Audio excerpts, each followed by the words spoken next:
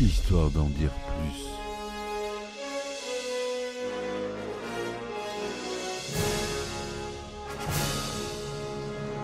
Eh ben attendez, on est en France. Allez, cul sec. Hop.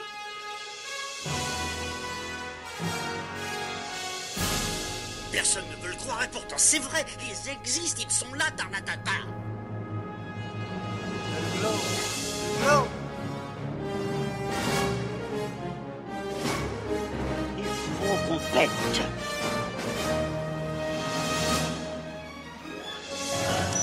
Voyons, circuit branché, convecteur temporel temporisé. Bonjour, bienvenue sur Histoire d'en dire plus. Aujourd'hui, on s'attaque à un monument du cinéma, un film qui a marqué les esprits, qui est moins célèbre en France qu'aux États-Unis, qui est sorti beaucoup plus tard que sa sortie en 1939. Je veux parler bien sûr du Magicien d'Oz. Allez, c'est parti mon kiki, on y va.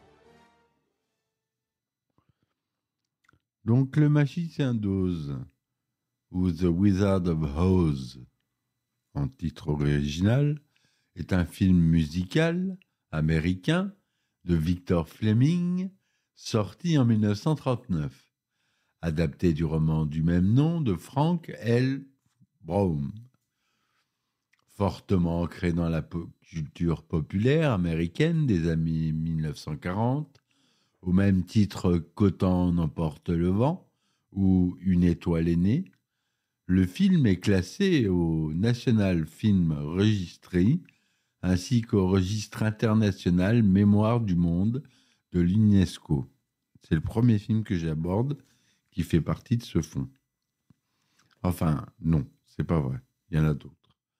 En 2009, Le Magicien d'Oz est considéré comme le film le plus vu dans le monde d'après la Bibliothèque du Congrès américain. Le synopsis. Dorothy Gale, jeune orpheline, est élevée dans une ferme du Kansas, tenue par sa tante et son oncle. Son chien, Toto, étant persuadé par la méchante Almira Gurch, Dorothy, demande aux 3 ouvriers de la ferme de le protéger. Cependant, personne ne prend au sérieux les craintes de la jeune fille. Sa tante M lui reproche son imagination et lui demande de trouver sa place dans un monde sans problème. Almira Giersch finit par s'emparer de Toto avec l'intention de le tuer, sur ordonnance du shérif. Mais le chien s'échappe et retourne près de Dorothy, qui décide alors de s'enfuir. Sur le chemin, elle rencontre le professeur Marvel, qui parvient à la persuader de retourner auprès de sa famille, en voyant pour elle, dans sa boule de cristal, sa tante en train de pleurer. Arrivée à la ferme, une tornade se forme avant que Dorothy ne puisse se réfugier dans la cave. Pour se protéger, elle s'enferme dans sa chambre, mais la fenêtre s'ouvre violemment et l'assomme depuis la maison, qui est emportée par la tornade. Par la fenêtre, Dorothy voit Almira Gulch sur sa bicyclette, se transformant en une sorcière chevauchant un balai. La maison finit par atterrir à Munchkinland, une contrée du pays d'Oz. Dorothy rencontre Glinda, la bonne sorcière du Nord, et apprend que la maison vient de tuer la méchante sorcière de l'Est en lui en atterrissant dessus. Dorothy fait ensuite la connaissance des Munchkins, les habitants de Munchkinland. Arrive alors la méchante sorcière de l'Ouest, qui vient réclamer les souliers de rubis magiques de sa sœur, qui vient de mourir.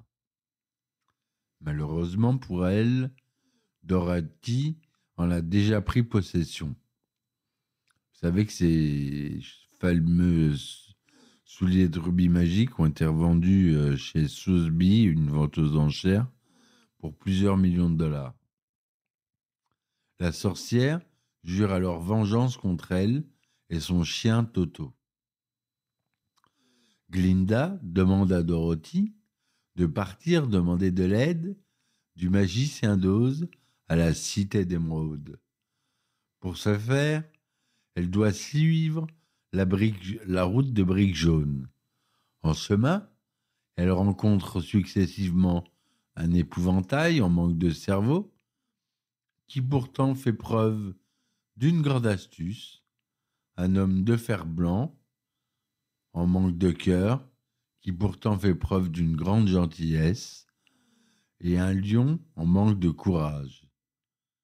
Les trois accompagnent Dorothy jusqu'à la cité d'Émeraude, avec l'espoir que le magicien d'Oz palliera leur handicap respectif. Mais c'est sans compter sur la méchante sorcière de l'Ouest qui en veut à Dorothy. Une fois sur place, il rencontre le magicien d'Oz qui apparaît comme une tête flottante, entourée de feu et de fumée. Il fait croire à ses invités qu'il pourra les aider s'ils prennent possession du balai de la méchante sorcière de l'Ouest.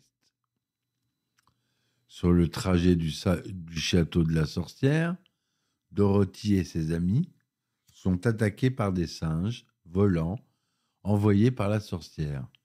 La jeune fille et son chien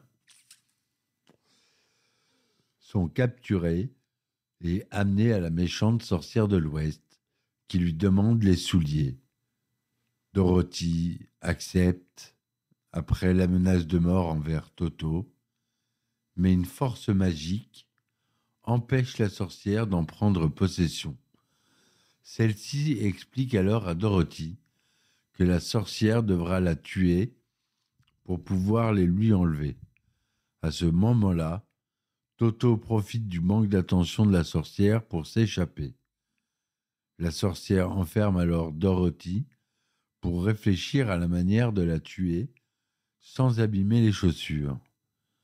Pendant ce temps, Toto retrouve les amis de sa maîtresse et les mène au repère de la méchante sorcière de l'Ouest pour la libérer. Il la retrouve, mais le groupe est pris au piège par les troupes de la sorcière. Une bagarre s'engage entre tous et Dorothy arrose la sorcière avec de l'eau, ce qui la fait fondre. À leur retour à la cité d'Émeraude, Toto découvre le poteau rose du magicien d'Oz. Ce n'est qu'en fait qu'un simple homme sans pouvoir qui utilise des artifices pour paraître impressionnant. Le groupe d'amis est déçu de cette découverte, mais le magicien tient finalement sa promesse. Il n'utilise pas de magie, mais persuade que chacun qu'il a déjà au fond de lui ce qu'il recherche depuis toujours. Après cela, le magicien raconte son histoire et comment il a atterri au pays d'Oz. Il promet ensuite à Dorothy de la ramener au Kansas ainsi que la maison, laissant la responsabilité de la cité d'Émeraude à l'épouvantail, à l'homme de fer et au lion. Le magicien, Dorothy et Toto embarquent dans la montgolfière d'Oz, mais le petit chien saute en dehors. Dorothy saute en son tour pour le récupérer, laissant partir le ballon. Dorothy semble résignée à rester pour toujours au pays d'Oz, jusqu'à ce que Glinda lui montre la voie. Depuis le début, elle avait la capacité de rentrer chez elle, mais il fallait qu'elle le découvre par elle-même. Dorothy fait ses adieux pour de bon à ses amis et suit les instructions de la bonne fée. Elle se réveille alors dans sa chambre du Kansas, entourée de sa famille. Elle leur raconte son voyage fantastique qui ne manque pas de les faire rire. Voilà pour le synopsis de ce film interludé de chansons. Je ne sais pas si on dit interludé. Moi, je le dis.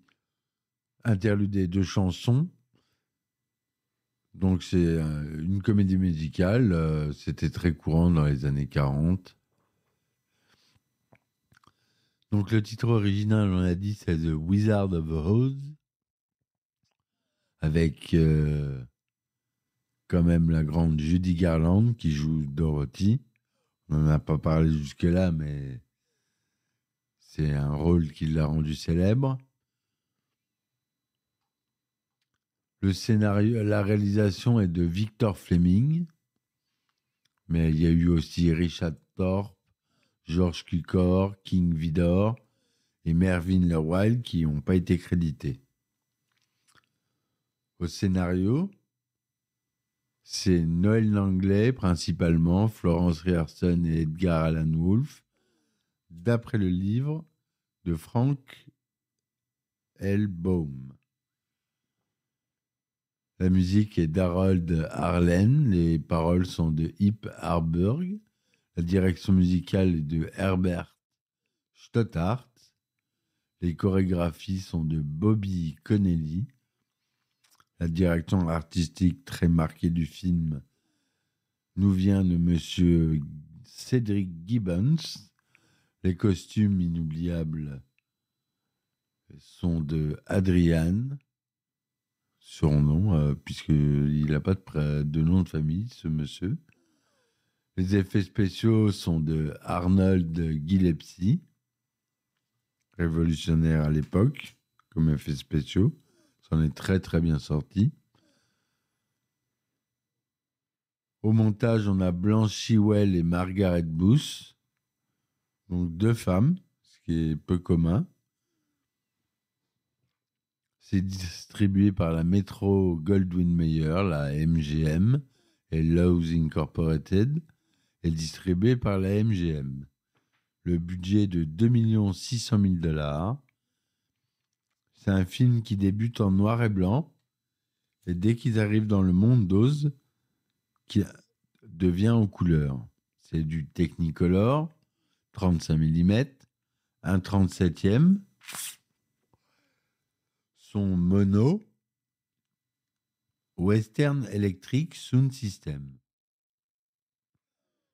Je n'ai pas trouvé d'autres films qui utilisaient ce système sonore. Mais c'était du son mono, malheureusement. Pour une comédie musicale, c'est dommage. Il dure 102 minutes. Il est en anglais. La première du film, la vraie première du film, c'était pas celle d'Hollywood le 15 août 1939. C'était celle du 12 août 1939 à Oconomowoc, dans le Wisconsin. Ne me demandez pas pourquoi ça a eu lieu là-bas, j'en sais rien. Peut-être que j'ai pas poussé mes recherches jusque-là. Mais la vraie première de ce film a été faite dans cette petite ville du Wisconsin. Sinon, la première Hollywood a eu lieu le 15 août 1939. Le 17 août 1939 pour la première à New York. Et le 25 août 1939 pour la sortie nationale. En France, il a fallu attendre le 26 juin 1946 pour le voir arriver chez nous. Il est ressorti en salle le 15 décembre 1999. Judy Garland y joue Dorothy Carter ou Dorothy Gale. Frank Morgan y joue le magicien d'Oz. Billy Burke qui joue Glinda, Margaret Hamilton, Miss Almira Gulch, la méchante sorcière de l'Ouest, Ray Bolger, l'épouvantail, Bert Lahr, le lion peureux, Jack Haley, l'homme de fer blanc, le chien s'appelait Terry. Donc en 1924, la Metro-Goldwyn-Mayer envisage d'adapter le roman de Frank L. Baum, Le magicien d'Oz.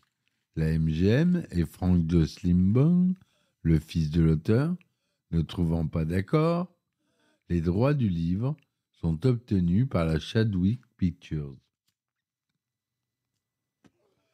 En 1933, c'est Samuel Goldwyn qui négocie avec Baum pour faire une comédie musicale, mais aucun accord n'est finalement trouvé.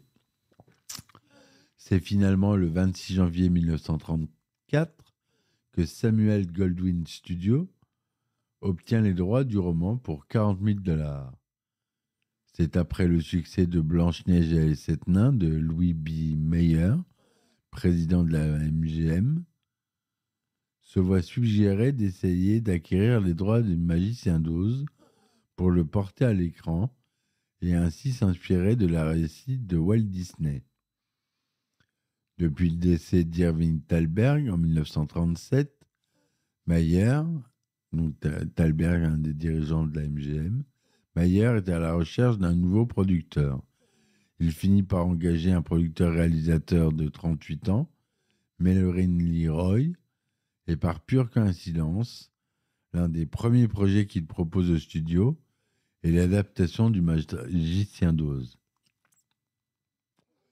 Louis B. Mayer accepte de faire ce film, mais Melvin Leroy souhaite également le réaliser. Mayer refuse, estimant que son producteur ne pourra pas assurer le travail de production en plus de celui de réalisation. Leroy engage Arthur Freed pour l'aider dans la mise en place de cette production qui s'annonce importante et pour laquelle ils n'ont pas encore les droits. Et c'est là qu'arrive la valse des scénaristes. Avant l'acquisition des droits du livre de Baum, la MGM se demande comment l'adapter sans perdre la magie originelle. En janvier 1938, William H. Cannon, l'assistant de Leroy, est le premier à réfléchir à la manière de rendre l'histoire plus dramatique. Un mois plus tard, le 3 février 1938, Melvin Leroy est officiellement nommé producteur du film avec la signature de son contrat et quelques jours après que Samuel Goldwyn accepte de céder les droits du livre pour $75,000 à Law Incorporated, filiale de la MGM. Irving Bracher est le premier scénariste à travailler sur le script, mais il est immédiatement prié de travailler sur un autre projet, Un jour au cirque, avec les Marx Brothers, dont on parlera sûrement dans un podcast, mais sur une autre saison. C'est Herman J. Mankiewicz qui prend la suite le 28 février 1938 jusqu'au 7 mars 1938, quand Hogan Nash lui était associé. Le 11 mars, se joint à eux Noël Langlais, un Sud-Africain de 26 ans, qui est un de ceux qui apportent le plus à l'histoire. C'est lui qui change les souliers d'argent de Dorothy en souliers sertis de rubis et qui transpose les ouvriers de la ferme dans le monde imaginaire. Il ponctue son script par la morale de l'histoire. Rien ne vaut sa maison. Le 23 mars, Mankiewicz quitte l'équipe, tandis qu'Herbert Fields l'intègre le 19 avril 1938 pour 3 jours et aucune modification majeure. Un nouveau scénariste, Samuel Offenstein, travaille sur le script pendant quelques jours sans rien apporter de nouveau avant que Noël Langlais ne rende sa dernière version le 4 juin 1938. Le scénario est immédiatement transmis à Florence Ryerson et Edgar Allan Wolff, qui l'ajustent avant de le rendre le premier jet le 13 juin. Ils sont alors débarqués du projet par Arthur Fied, qui va les faire travailler sur sa nouvelle production. Place au rythme. Noël Langlais est de nouveau sollicité pour améliorer le scénario et restera en place jusqu'au début du tournage. Le 3 août 1938, il est associé à Jack Mintz, qui reste moins d'un mois, et le script définitif est finalement rendu le 8 octobre 1938, quand Victor Fleming arrive le 3 novembre 1938 pour prendre le film en main, il amène dans son sillage John Lee Mahine, qui aura pour la tâche de modifier le scénario au fil du tournage. Finalement, ça ne sera pas moins de 14 scénaristes qui ont été nécessaires à l'élaboration du scénario, dont la version finale est datée du 28 février 1939. Seulement 3 sont crédités au générique, Langley, Ryerson et Wolfe.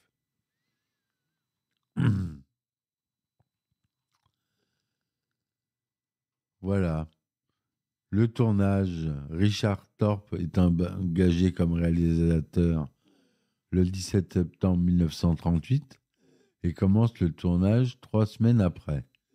Au bout de 10 jours de tournage, pendant qu'il est recherché un remplaçant pour Buddy Ebsen, Mervyn LeRoy scrute les roches et estime que le travail de Thorpe n'est pas adapté à la vision enfantine que le film devrait avoir. Le producteur décide donc de se séparer du réalisateur et de repartir de zéro.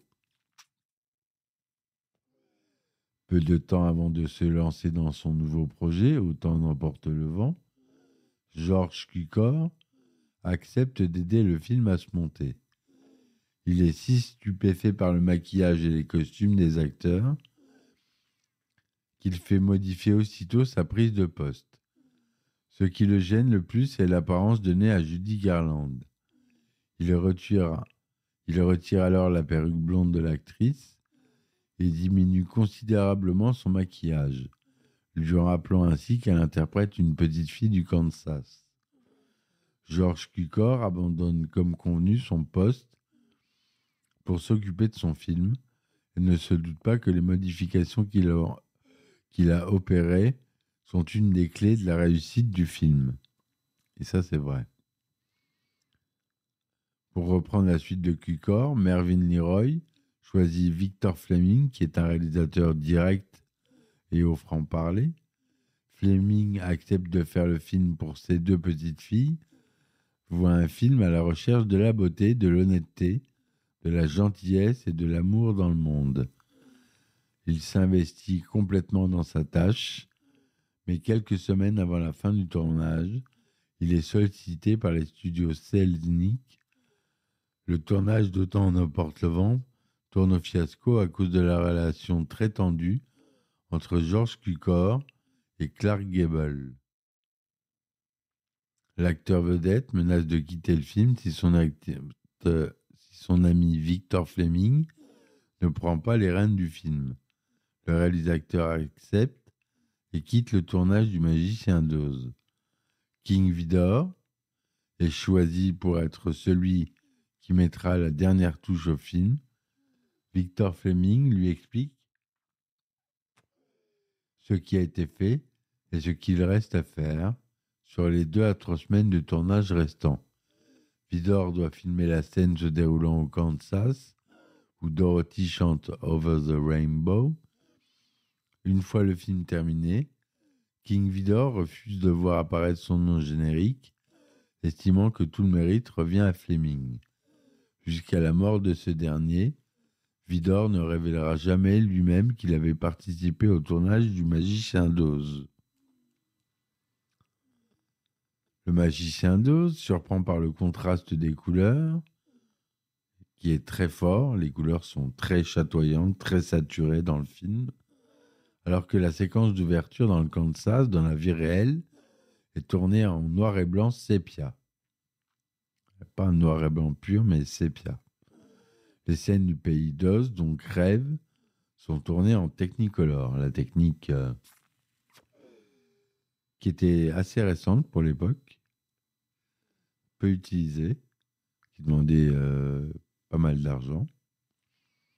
Le passage progressif d'un monde à l'autre devait se faire en colorant la pellicule image par image, mais en raison de restrictions budgétaires, une solution plus ingénieuse est adoptée. Le décor intérieur de la ferme est peint en sépia et une doublure de Judy Garland habillée d'une robe sépia ouvre la porte. La caméra avance et fait disparaître la doublure du champ. Judy Garland apparaît alors dans sa robe bleue. Les effets spéciaux sont l'œuvre d'Arnold Gillespie, un doyen de la spécialité. Il doit concevoir pour le film plusieurs trucages qui n'existent pas encore, comme la tornade emportant la maison de Dorothy, la sorcière en train de fondre, ou encore la tête du magicien flottant dans les airs, les singes volants, et etc. Pour donner l'illusion de la maison, prise dans une tornade, Gillespie filme au ralenti en fait une réplique miniature tombant du haut du plateau sur le sol, peint pour imiter le ciel du Kansas. Il projette ensuite le film à l'envers pour donner l'impression que la maison tombe vers la caméra. Pour la tornade, il fait construire une sorte d'entonnoir en mousseline qui est censé être ensuite fixé sur un portique amovible pouvant se déplacer sur tout le plateau, tandis que la partie intérieure passe à travers le plancher dans une fente en forme de S, le tout d'une hauteur d'environ 9 mètres, avançant vers la caméra avec un nuage de poussière, donnant l'illusion d'une tornade se dirigeant vers la maison. Sur le tournage, les journées sont interminables pour les acteurs. Leur journée commence à 5 heures pour se finir vers 19h30, 20h. Chaque matin, Judy Garland doit se faire coiffer de sorte d'avoir exactement la même coiffure que la veille. La jeune actrice, alors âgée de 16 ans, mais devant en paraître 12 à l'écran, voit également sa poitrine compressée par un corset qui la fait terriblement souffrir. Le réalisateur, Victor Fleming, n'hésite pas non plus à arrêter ses éclats de rire puérils par des claques plus généreuses. C'est d'ailleurs à cette époque que la jeune fille découvre les amphétamines, fournies avec la bénédiction du studio afin de lui redonner de l'énergie. À cette époque-là, les amphétamines, c'était un médicament. C'était un médicament, un traitement contre la fatigue, contre plein de choses. On donnait de tout, de tort et à travers. Ray Bolger se fait poser un masque en caoutchouc, lui bouchant les pores du visage. Ce masque est la combinaison de la lumière, de la chaleur qui règne dans le studio, bloque la pénétration de l'oxygène, l'empêchant de respirer convenablement. Bert Lahr, quant à lui, doit porter un costume d'environ 45 grammes, faisant en grande partie avec une véritable peau de lion. Lors de sa première scène, Margaret Hamilton évite le pire. Lors du tournage de la scène où la marchande sorcière de l'Ouest disparaît sous les yeux de Dorothy et Glinda, elle est brûlée au 2e degré au visage et au 3e à la main. Cela aurait pu être plus grave si son maquillage n'avait pas été enlevé aussitôt car celui-ci contenait du cuivre qui lui aurait rongé le visage. Elle fait son retour sur les plateaux 6 semaines plus tard. Malgré les inconvénients d'un tournage exigeant, ils gardent tous le moral. La musique. Ce sont Ip Harburg et Harold Arlen, 2 jeunes compositeurs de Broadway, qui écrivent les chansons qui rythmeront Le Magicien d'Oz. Ils commencent leur travail le 7 mai 1938, Arlen se chargeant de la musique et Harburg des paroles. Le parolier contribue en parallèle au scénario du film et à la finalisation de la distribution. Une version arrangée d'une nuit sur le Mont Chauve de Modeste Mussorgsky est jouée lorsque l'épouvantail, l'homme de fer blanc et le lion peureux sauvent Dorothy du château de la sorcière de l'Ouest. Over the Rainbow, une chanson ultra connue, est l'une des dernières chansons écrites pour le film. C'est en se rendant au Grauman Chinese Theatre avec sa femme, Carol Darlene compose la mélodie de cette chanson. Sur le chemin, il demande à sa femme, qui conduit, de s'arrêter près de la Schwab Drugstore et se met à écrire sur un petit bloc-notes ce qui deviendra la chanson phare du spectacle. A.I. Harburg écrit ensuite un texte en rapport avec l'esprit de Dorothy, qui n'a qu'une chose de colorée dans sa vie, l'arc-en-ciel.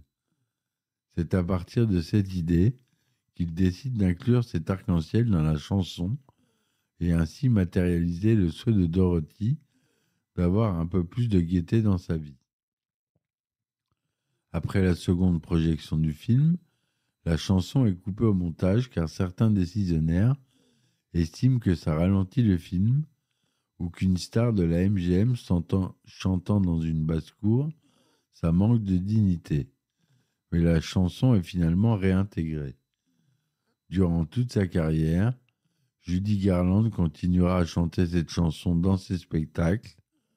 Elle écrira dans une lettre adressée à Arloda Arlen, « Over the Rainbow fait partie de ma vie. Cette chanson symbolise les rêves et les espoirs des gens, et voilà pourquoi certains ont les larmes aux yeux en l'entendant. Je l'ai chantée des milliers de fois, et c'est toujours la chanson la plus chère à mon cœur. » Voilà ce qu'on a dit Judy Garland. Après le montage final, 10 chansons sont présentes dans le film. C'est beaucoup, hein, mais à l'époque, c'était courant. 2 reprises de chansons interprétées plus tôt dans le film sont supprimées, dont celle de la séquence où Judy Garland chante le deuxième couplet d'Over the Rainbow dans le château de la méchante sorcière de l'Ouest, qui a été jugé trop mélancolique. Le tournage s'achève le 16 mars 1939 et une première version est présentée en juin. Le film dure 120 minutes et semble trop long.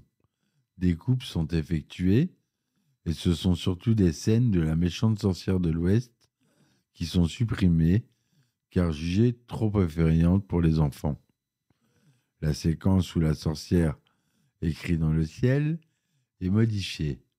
À l'origine, son message était « Surrender Dorothy or die », c'est-à-dire « Rends-toi Dorothy ou meurs », signé WWW, mais est finalement changé en « Surrender Dorothy », « Rends-toi Dorothy ». L'une des séquences supprimées est un numéro de danse par Ray Bolger, l'épouvantail, sur la route de Brick Jaune.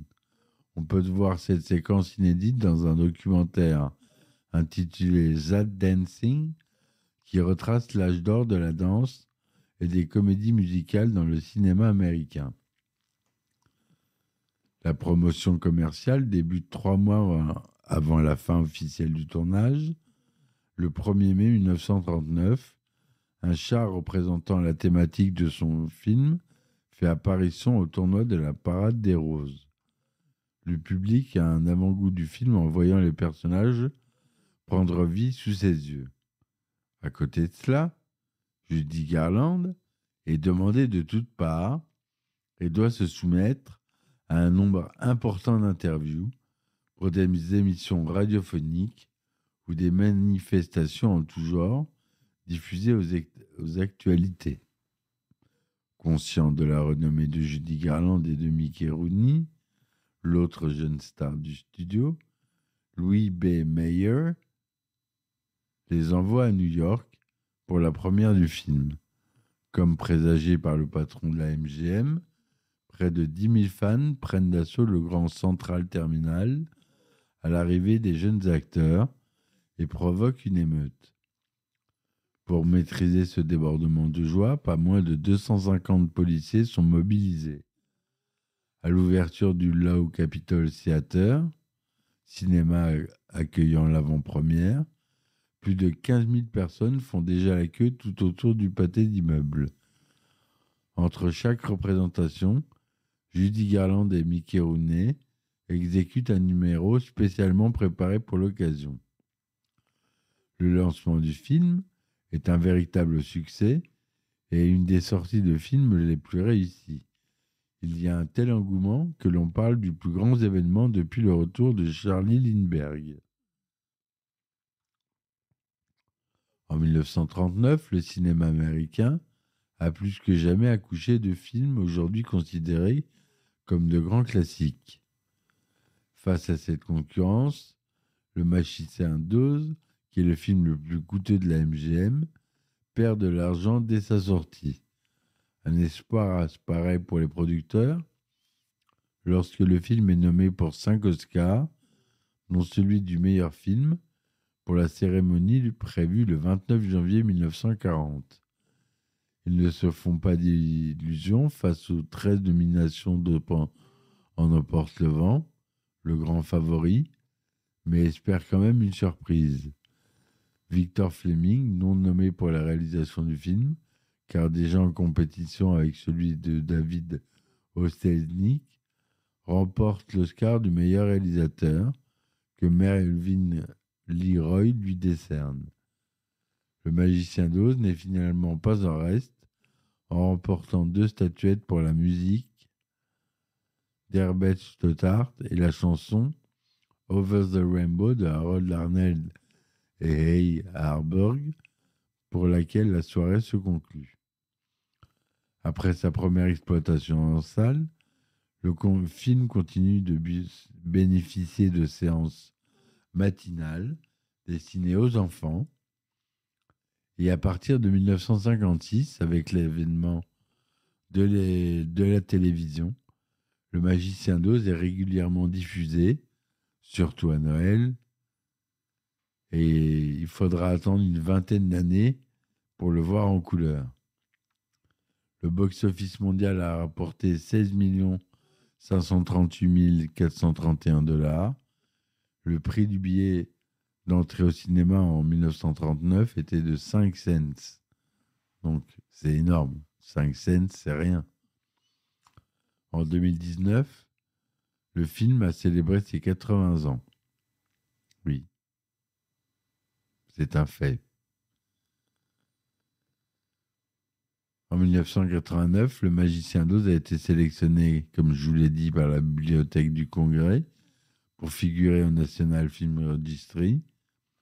Il est classé 10e dans les top 100 des plus grands films américains.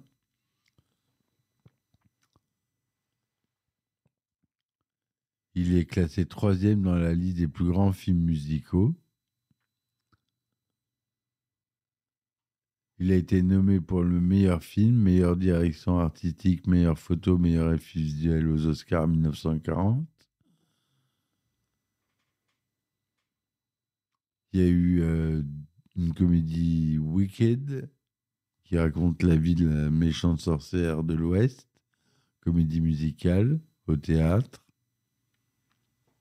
Dorothy le Magicien d'Oz en 2009 et Le Magicien d'Oz en 2011. Voilà mes amis ce que je voulais vous dire sur ce film qui a marqué toute une génération.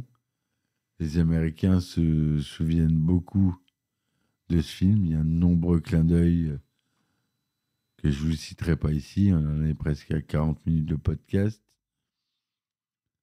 Voilà ce que je voulais vous dire. J'espère que vous aurez apprécié. Merci de m'avoir écouté. Parlez du podcast autour de vous. Partagez-le. Likez-le, ça ne coûte rien. Abonnez-vous. Comme ça, vous serez au courant des nouveaux podcasts. J'en suis à mon 381e épisode. Petite anecdote pour finir. Dans le film Gremlins 2, la nouvelle génération de Joe Dante en 90, qu'on a vu en podcast, tous les Gremlins fondent lorsqu'ils sont mouillés et ensuite électrocutés à la fin du film. Un des gremlins porte un chapeau de sorcière noire et crie « Je fonds, je fonds, je fonds », en fondant en référence à la mort de la méchante sorcière de l'Ouest. Voilà mes amis, c'est tout pour moi. Merci de m'avoir écouté. Je vous dis bonne soirée. Ciao, ciao. Histoire d'en dire plus.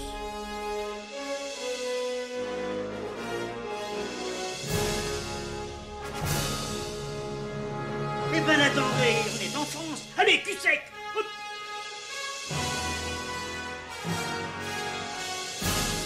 Personne ne veut le croire et pourtant c'est vrai, ils existent, ils sont là, Tarnatata. Non. Il faut qu'on pète.